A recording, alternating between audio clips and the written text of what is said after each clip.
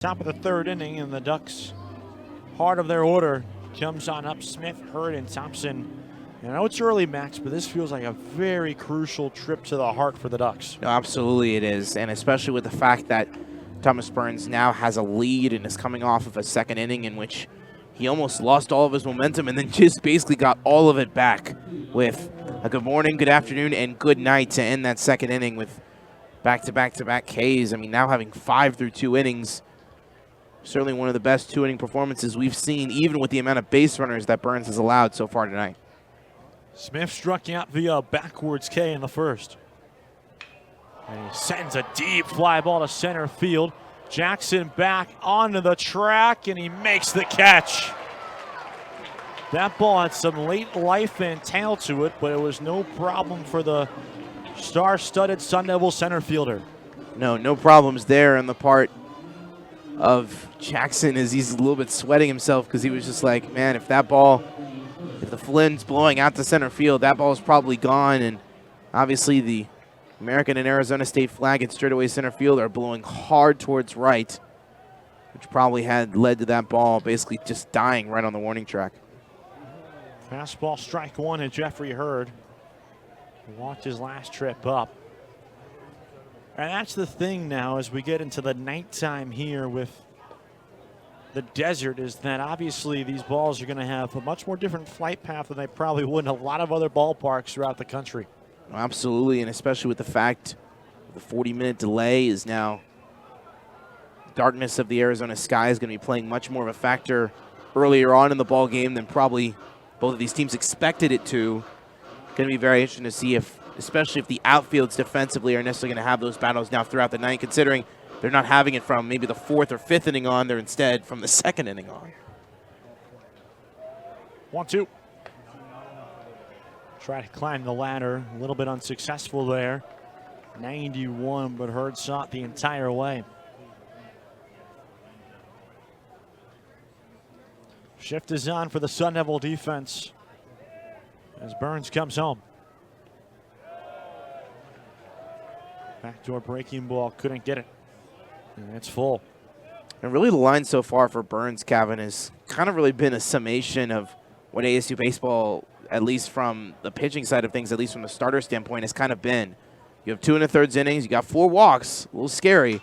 Those 5 strikeouts mean much more. Yeah, a team that gets a lot of strikeouts, but in turn they also give up a lot of walks and a lot of hits as well.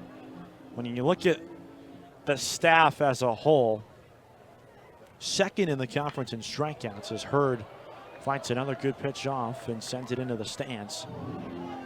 And they're 4th in Ks per 9 at 127 in terms of total team strikeouts.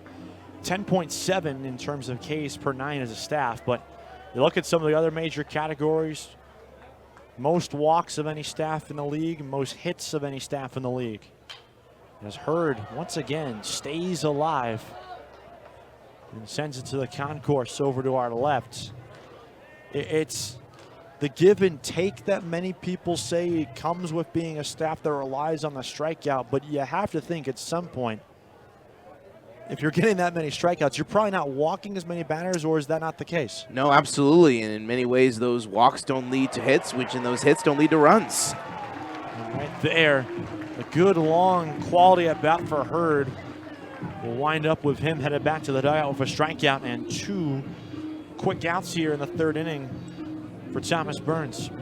Yeah, Burns now with another 6K performance, as now he has had at least 6 Ks in each of his first 3 starts in college ball. Something truly impressive from a true freshman. And he blows by 92 right by Thompson. He's been as advertised so far as that Friday night guy for Willie Bloomquist. That time 94, Thompson can only watch it. And it's 0-2 quickly. And his velocity seems to be getting higher and higher as this pitch count gets higher. That one just missed. He wanted it. Started strutting a little bit too soon. Steve Mattingly said it was just off.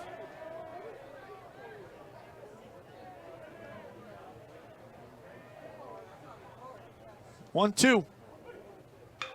A deep fly ball to left field. Williams racing back to the wall. She's gone. Bennett Thompson will touch them all. A solo home run, and the Duck deficit is down to 1. First home run of the year for Thompson. 96 miles an hour from the arm of Burns, right down Main Street. No better way to put it. There's great contact on the part of Thompson. And certainly that power is just something this Oregon offense brings, and not far enough for Harris Williams as it bounces off the retired numbers in deep left center. Jacob Walsh falls the first pitch off. And for Oregon as a team, it's their 18th home run. Nothing in too quickly. And for Burns, that has been the one thing that has truly hurt him, is now that's the 6th home run he's allowed. And the 3rd in these last 2 weeks. And he makes up for it with a quick 3-pitch strikeout of Jacob Walsh. So a quick inning for Burns, but he gives up the solo shot. Bottom 3 up next. 2-1, Sun Devils on top.